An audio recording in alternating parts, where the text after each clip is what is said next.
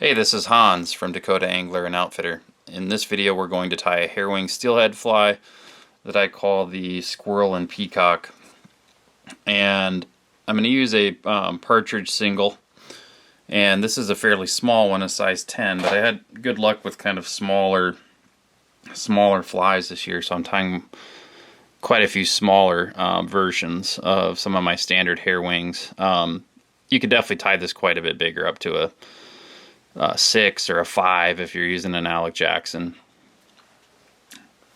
hook. I like to use for my hair wings, for my base tying thread, a fine Nano silk. Just doesn't build up a lot of bulk, but then it also gives me some power when I'm working with the hair. And I'm going to go back about 2/3 of the way. I'm not going to use all the hook shank, keep my fly fairly short. The tail of this fly, I use fibers from the base of a tail, squirrel tail, and this one I'm doing a gray squirrel tail. You could tie the same fly with a red fox squirrel tail. You'll get a little different color, which isn't a bad thing. So you can tie some with both, and you could even do it with dyed gray squirrel tail and get some cool colors. Okay, just even those up a little bit. And like I said, I like the shorter hairs kind of towards the base of the tail for this. Once they're evened up, we take that little clump and we're going to tie that down. Just leave a short little tail. Get those nice little white tips. There we go.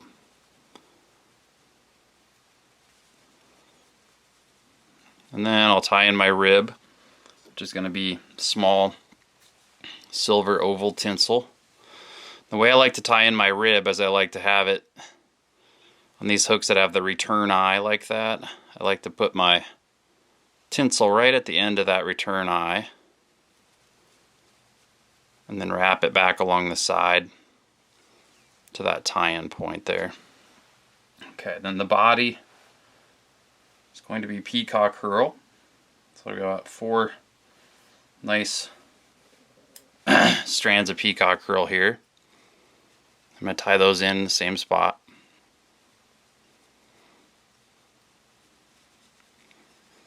And the way I'm going to wrap these for this fly is I'm going to wrap the peacock towards me, and then I can wrap the rib away from me, and that'll lock it in. There we go. So I'll bring that up to the thread. Oops.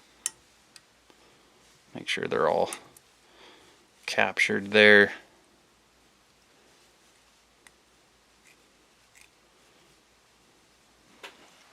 We can take those out. So now I'll do my rib. This is counterwound to the peacock, just to add some strength there. Tie that off.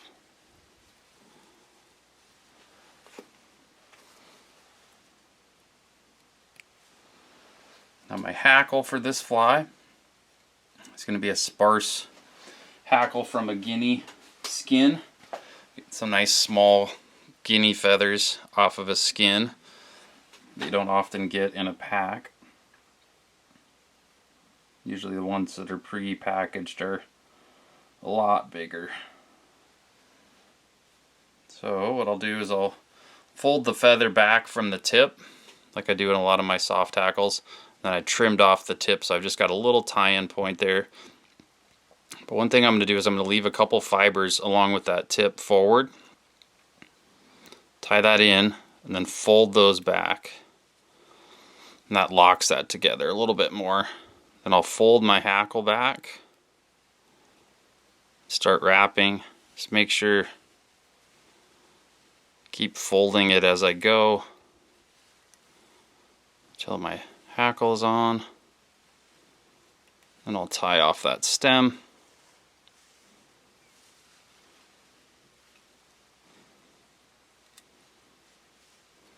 Take out the stem with my scissors. Okay, Now I'll do some gray squirrel for the wing. Oops, actually I got 2 wings I'm putting on this. I've been doing a lot of micro crystal flash in my hair wings. So I've got some purple micro crystal flash from Hens. You could do the Wapsi micro crystal as well. What I'm doing is I'm tying in 3 strands, folding it back, tying it down. And I've got 6 strands. I'll cut those. Might be a little longer than I want it, so I'll cut that out. There we go. Okay, now, so I got my underwing. Get a little more squirrel. These are longer, a little higher up the tail. And get a nice little clump. What I'll do is I'll kind of measure that, the length that I want. I want to be about the length or just slightly longer than that crystal flash. And I'll cut that.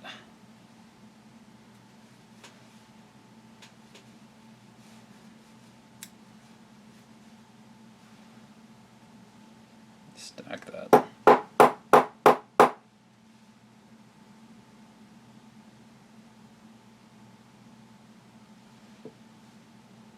There we go. So I'm going to cut it to length now. Then I'll lay it in.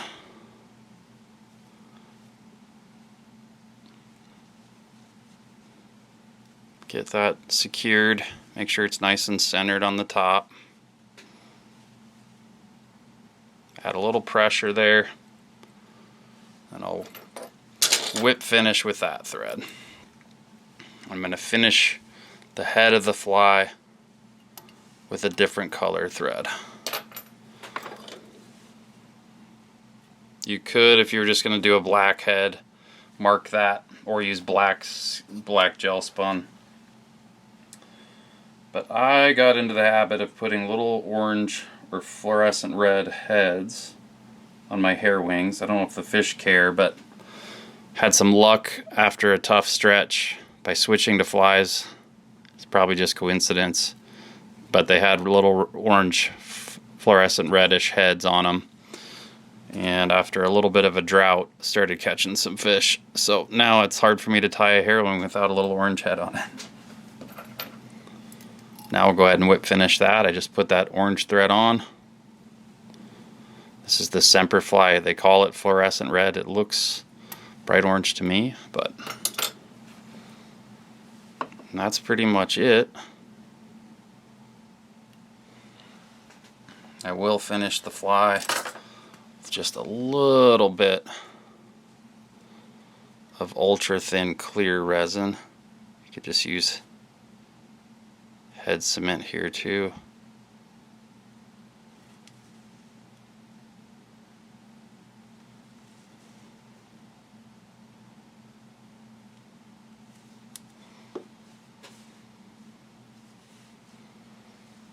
And then we'll hit that.